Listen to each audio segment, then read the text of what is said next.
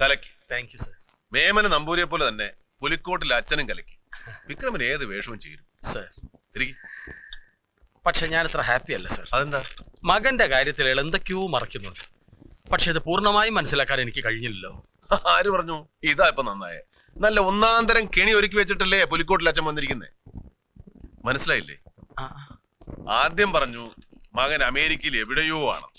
പിന്നെ അത് തിരുത്തി പറഞ്ഞു അത് ആരോ പറഞ്ഞു കേട്ട അറിവാണ്. പിന്നെയും തിരുത്തി പറഞ്ഞു മകൻ എവിടെയാണെന്നറിയില്ല, മകൻ എന്താണ് ജോലി എന്നറിയില്ല, മകനുമായിട്ട് യാതൊരു ബന്ധവുമില്ല. അതൊക്കെ വെറും നുണയാണ് സർ. ജോർജ് സി നായർ നുണ പറയണം. പിന്നീട് ആ നാവ് നേര് പറയേണ്ടി വരുമ്പോഴോ മകൻ അമേരിക്കയിലാണെന്നുള്ള കാര്യം, അമേരിക്കയിൽ എവിടെയാണെന്നുള്ള കാര്യം, എന്താണ് ജോലി എന്നുള്ള കാര്യം, മകനുമായി സ്ഥിരമായി ബന്ധപ്പെടാറുണ്ടെന്നുള്ള കാര്യം, ഇതൊക്കെ അയാൾക്ക് തുറന്ന് സമ്മതിക്കേണ്ടി വരും. ശരിയാ, ഒന്നാം തരം കെണിയാ. താമസിയാതെ ജോർജ് സി നായരെ നമുക്ക് വീണ്ടും കാണണം. പക്ഷെ അതിനു മുമ്പ് ഒരു ചെറിയ ഹോംവർക്ക് ചെയ്യണം. ഹലോ,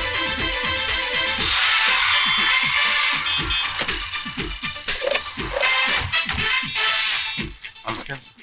പ്രൊപ്പറേറ്റർ അല്ലേ? അതെ. George C Nair? അതെ. അല്പം പ്രൈവറ്റ് ആയിട്ട് സംസാരിക്കാനുണ്ട്. KSRTC അല്ലേ? ടെൻഡർ കൊട്ടേഷൻ എല്ലാം നമുക്ക് പറയാം. ആ, മുകളിലേക്ക് ഇരിക്കാം. പറ, പ്രദീപ് ഇപ്പോൾ എവിടെയുണ്ട്? ചോദിച്ച കേട്ടില്ലേ? ഈ ആയുടെ അർത്ഥം എന്താ? അമേരിക്കയിലാണെന്നാണോ അറിയില്ലെന്നാണോ? അറിയില്ല. മകൻ അമേരിക്കയിലാണെന്ന് നിങ്ങൾ പലരോടും പറഞ്ഞിട്ടുണ്ടല്ലോ. എനിക്കറിയാത്ത കാര്യം ഞാൻ ആരോട് പറയണ? എന്നോട് പറഞ്ഞില്ലേ കുഞ്ഞാടെ?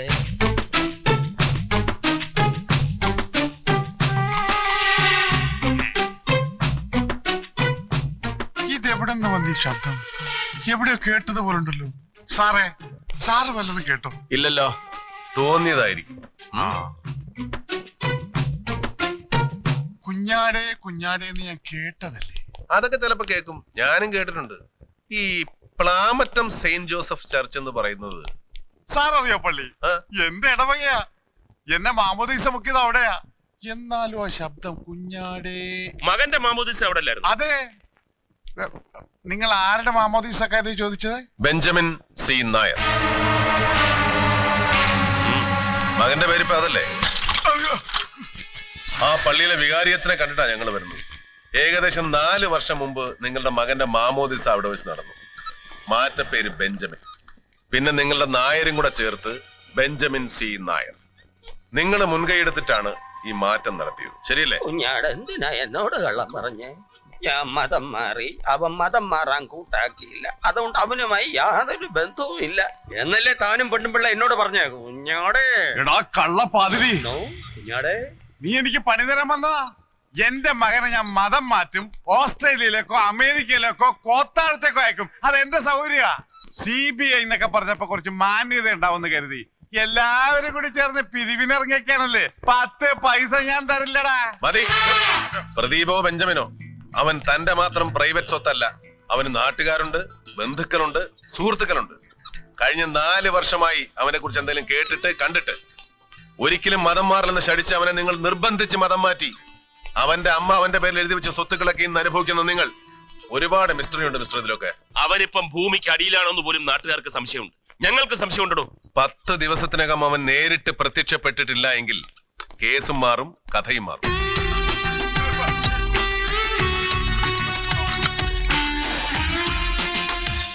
പൂജപ്പുര സെൻട്രൽ ജയിലിന്റെ അകം കണ്ടിട്ടുണ്ടോ? കണ്ടിട്ടുണ്ട്. എങ്ങനെ കണ്ടു? ന്യൂഡൽഹി സിനിമയില്. എങ്കിൽ ഇനി നേരിട്ട് കാണേണ്ടി വരും, കിടക്കേണ്ടിയും വരും. അത് സംഭവിക്കാതിരിക്കണമെങ്കിൽ മകനെ എങ്ങനെ എക്സ്പോർട്ട് ചെയ്തോ അതുപോലെ ഇമ്പോർട്ട് ചെയ്തേക്ക്.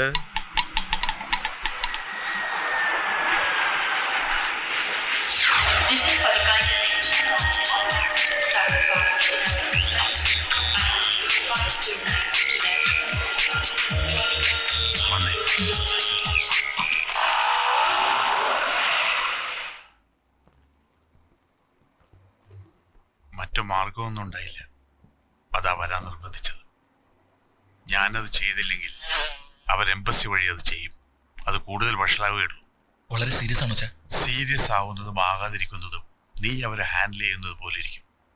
CBI കാണുന്നതിന് മുമ്പ് നമ്മുടെ വക്കീലിനെ ഒന്ന് കാണണം, ഒരു കോച്ചിങ്.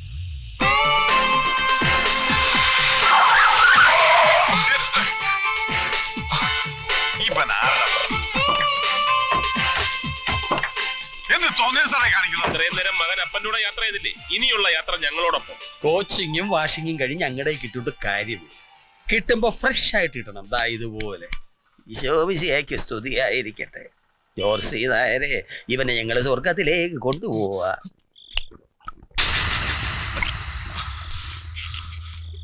മതിയോ?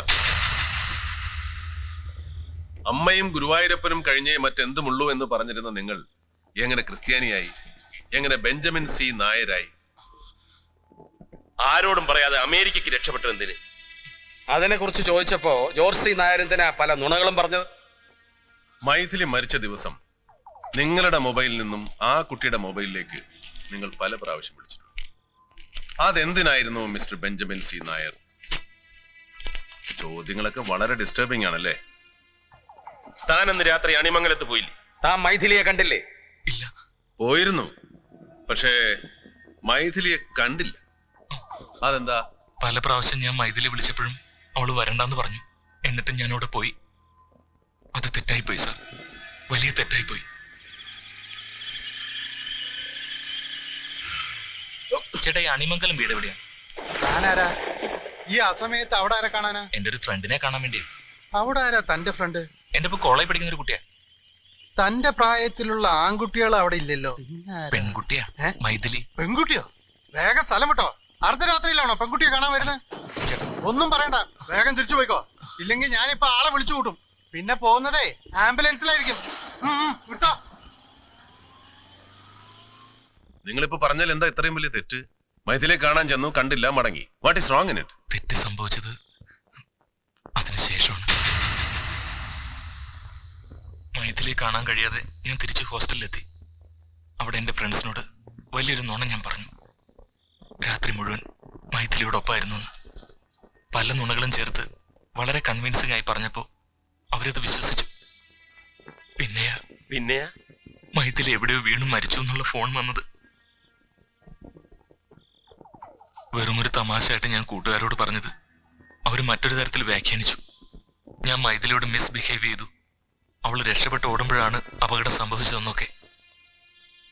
ആദ്യം അത്ര സീരിയസ് അല്ലാതെ പറഞ്ഞു തുടങ്ങിയത് ക്രമേണ അവർ സീരിയസ് ആക്കി. അവസാനം ബ്ലാക്ക്മെയിൽ ചെയ്തു തുടങ്ങിയപ്പോൾ ഞാൻ ആകെ ഭയന്നു. പിന്നീട് അടുത്ത് പരിചയമുള്ള ഒരു വക്കീലിനെ കണ്ട് വിവരങ്ങൾ മുഴുവനും പറഞ്ഞു.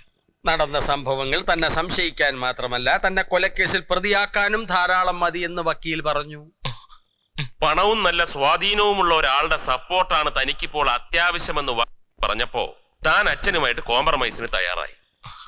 അതെ സാർ. അങ്ങനെ താൻ ബെഞ്ചമിൻ സി നായരായി. ഒരു ചോദ്യത്തിനൂടെ മറുപടി പറഞ്ഞേ മതിയാവും. മൈഥിലി നിങ്ങൾക്ക് വെറും ഒരു സുഹൃത്ത് മാത്രമായിരുന്നില്ല. She was your lover. പിന്നെന്തുകൊണ്ട് മൈഥിലി മരിച്ചെന്നറിഞ്ഞിട്ട് സ്ഥലത്തുണ്ടായിട്ട് നിങ്ങൾ പോയില്ല? ഭയന്നിട്ട സാർ. എന്തിനു ഭയപ്പെടണം? ആരെ ഭയപ്പെടണം?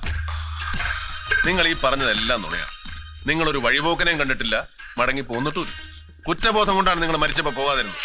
നിങ്ങളുടെ കൂട്ടുകാർ നിങ്ങളോട് പറഞ്ഞതുപോലെ നിങ്ങൾ മൈഥിലിയോട് മിസ്ബിഹേവ് ചെയ്തു. അതിൽ നിന്ന് ഓടി രക്ഷപ്പെടാൻ ശ്രമിക്കുന്നതിനിടയിൽ അപകടം സംഭവിച്ചു. അതാണ് മരണ കാരണമെങ്കിൽ അതല്ലാന്ന് സ്ഥാപിക്കാൻ നിങ്ങളുടെ ഭാഗത്ത് എന്തെങ്കിലും തെളിവുകളുണ്ടോ, കാരണങ്ങളുണ്ടോ? Come on tell. കുഞ്ഞാടിനും ചെമ്മരിയാടിനും ഒരുമിച്ചിരുന്നെണ്ണാം കമ്പി. പ്രദീപിന്റെ മൊഴി നമുക്കൊന്നുകൂടെ അനലൈസ് ചെയ്യാം. വിക്രത്തിന്റെ നാട് എവിടെയാ? പൊൻകുന്നം. ടൗണിൽ നിന്ന് 6 കിലോമീറ്റർ ഉള്ളിലാ. ഒരു നാട്ടിൻപുറം. അതെ സാർ.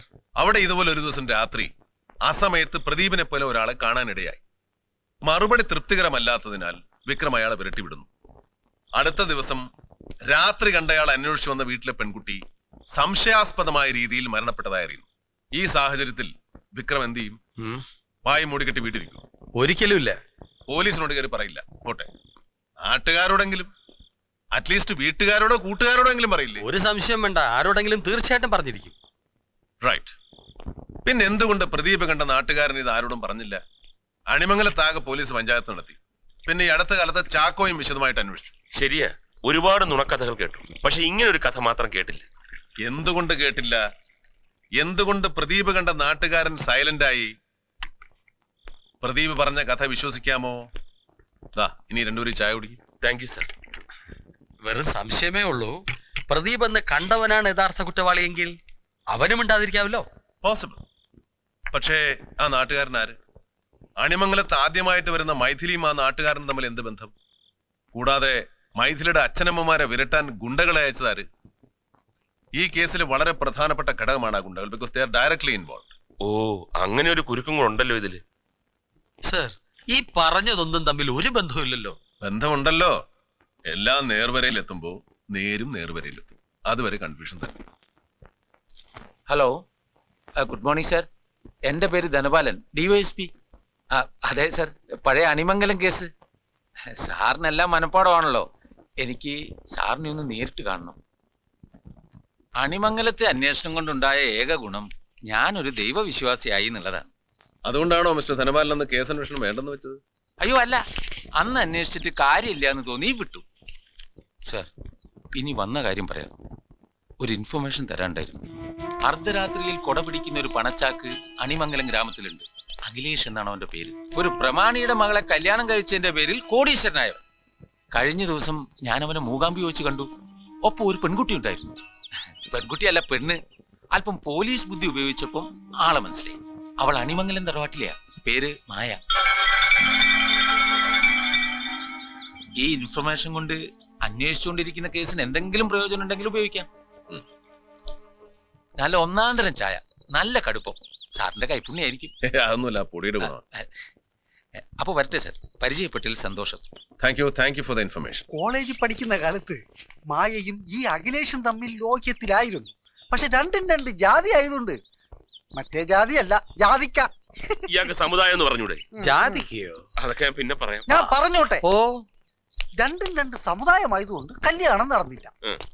പെണ്ണ് ബോംബെയിലുള്ള ഒരുത്തനെ കെട്ട് മുറുകും മുമ്പേ അഴുകിയോ? ബാക്കി പറയൂ. ഈ അഖിലേഷൻ വലിയൊരു പണക്കാരന്റെ മോളെ കല്യാണവും കഴിച്ച് അതൊക്കെ കുറെ ഞങ്ങൾക്ക് അറിയാം. ഇപ്പൊ അവര് തമ്മിൽ എങ്ങനെയാ, അതാ ഞങ്ങൾക്ക് അറിയേണ്ടത്. നന്നായിട്ടാ കഴിയണേ. വലിയ വീടും ഇഷ്ടം പോലെ കാറുകളും ബിസിനസ്സും അതല്ലടോ കോപ്പേ, ഇവിടുത്തെ മായയും അഖിലേഷും തമ്മിൽ ഇപ്പൊ ബന്ധമുണ്ടോ, അതാ അറിയേണ്ടത്. ഇനി താനൊന്ന് പറഞ്ഞാട്ടെ.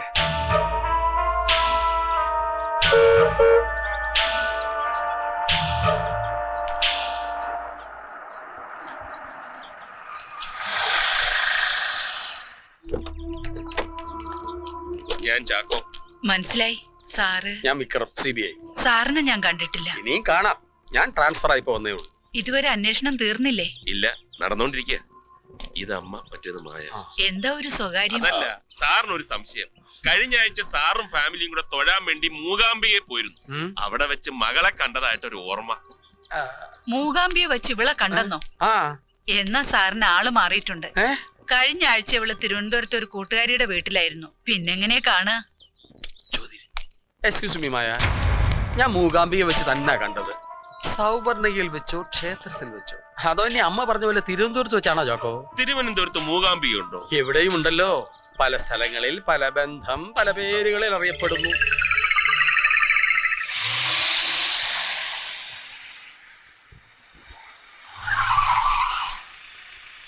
Akhilesh auto finance, Akhilesh finance, Akhilesh exports.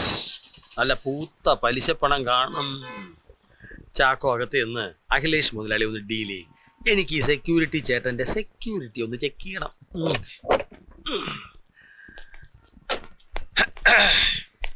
Security ആണോ? വേഷം കണ്ട അറിയില്ലേ? സോറി, എന്താ പേര്? കാര്യം അതാണോ പേര്? അല്ല, ആദിനാട് ശശി. ഓഹോ, എന്താ? അല്ല, ഒരുപാട് കാറുകൾ ഇവിടെ കിടക്കുന്നു. കാറ് കച്ചവടമാണോ? അയ്യോ, കാറ് കച്ചവടം ഒന്നും അല്ല. CC അടയ്ക്കാത്തോണ്ട് അഖിലേഷ് മോരാളി പിടിച്ചിട്ടിരിക്കുന്ന വണ്ടികളാ ഇതൊക്കെ. ആട്ടെ, സാറെന്തിനാ വന്ന? CC എടുക്കാനോ അതോ മുടങ്ങി CC അടയ്ക്കാനോ? ഞാനൊരു വണ്ടിക്ക് ഫൈനാൻസ് എടുക്കാൻ വന്ന, പക്ഷെ വേണ്ട. അതെന്താ?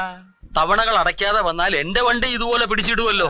ഇതൊക്കെ ചെയ്യുന്ന ആരാ? അതിനല്ലേ അഖിലേഷ് മോരാളി കുറെ ആളുകളെയൊക്കെ തീറ്റിപ്പൊറ്റി ഇട്ടേക്കുന്നത്. ഗുണ്ടകള്, അതായത് പൂപ്പരുത്തി വാസുവും സംഘവും. ആരാ ഈ പൂപ്പരുത്തി വാസു? പറഞ്ഞത് കേട്ടില്ലേ, ഗുണ്ടകളുടെ നേതാവെന്ന്. പൂപ്പരുത്തി വാസു ഫൈനാൻസ് വേണ്ട. ആരുടെ അവനൊക്കെ? സാറെന്താ ആലോചിക്കുന്നത്? വല്ലാത്തൊരു സംശയം. എന്താ സാർ? പ്രദീപിനെ അന്ന് അണിമംഗലത്ത് വിരട്ടിയ നാട്ടുകാരൻ ആ വിവരം ആരോടും പറയാതെ എന്തുകൊണ്ട് മറച്ചു വെച്ചു എന്ന് അയ്യർ സാർ ചോദിച്ചില്ലേ? ആ നാട്ടുകാരൻ ഈ അഖിലേഷ് ആണെങ്കിൽ ആണെങ്കിൽ അയാൾ മായയെ കാണാൻ പോകുന്ന വഴിക്കാണ് പ്രദീപിനെ കണ്ടതെങ്കിൽ വായ തുറക്കുവോ? ഇല്ല, തുറക്കില്ല. ഇനി അന്ന് രാത്രിയിൽ അഖിലേഷും മായയും തമ്മിലുള്ള രഹസ്യബന്ധം മൈഥിലി കണ്ടിട്ടുണ്ടെങ്കിൽ മൈഥിലി കൊല്ലപ്പെട്ടതിന് വേറെ കാരണം തിരക്കണ്ട. യെസ്. ഇനി ഏറ്റവും പ്രധാനപ്പെട്ട കാര്യം, സെക്യൂരിറ്റിക്കാരന്റെ സെക്യൂരിറ്റി ചെക്ക് ചെയ്തപ്പോ കിട്ടിയതാ. അഖിലേഷിനൊരു ഗുണ്ടാപ്പടയുണ്ട്, വണ്ടി പിടുത്തക്കാർ. അവരുടെ നേതാവ് ഒരു പൂപ്പരുത്തി വാസു. അവനാണെന്ന് മൈഥിലിയുടെ അച്ഛനെ വരട്ടിയതെങ്കിൽ ഈ അഖിലേഷ് പറഞ്ഞിട്ട് CBI തന്റെ പുറകിലുണ്ടെന്ന് ഇതിനോടകം അഖിലേഷ് അറിഞ്ഞു കാണും. അവൻ പൂപ്പരുത്തിയെ പരത്തുന്നതിന് മുമ്പ് അവനെ നമുക്ക് പരത്തണം. വാസുവിനെ കസ്റ്റഡിയിൽ എടുക്കണം ചാക്കോ. സർ.